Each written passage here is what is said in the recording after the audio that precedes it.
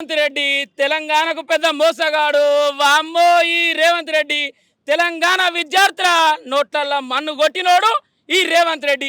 అయ్యో ఏరి కోరి తెచ్చుకున్న మొగుడు వెనకన్నట్టున్నది కాంగ్రెస్ పాలన. ఏం తప్పు చేసిరు విద్యార్థులు?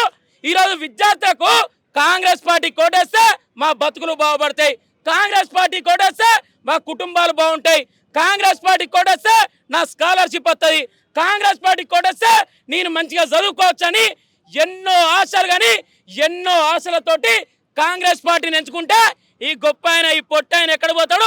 హార్వర్డ్ యూనివర్సిటీకి పోయాట, పాఠాలు చదువుతాడట.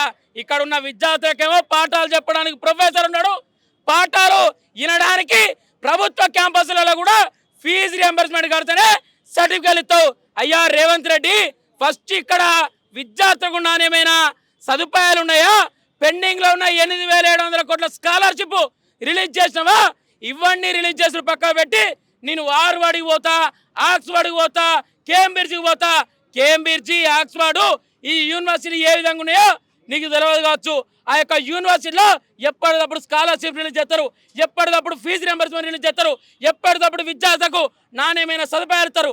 తెలంగాణ ఎంత దౌర్భాగ్యమైన స్థితిలో ఉందనంటే ఈరోజు రేవంత్ రెడ్డి ఒక విద్యాశాఖ మంత్రిగా ఉన్న ఈ యొక్క రేవంత్ రెడ్డి తెలంగాణలో ఏ ఒక్కరూ అయినా విద్యార్థులకు ఫీజు రియంబర్స్మెంట్ రాలేదని చర్చ పెట్టిండా?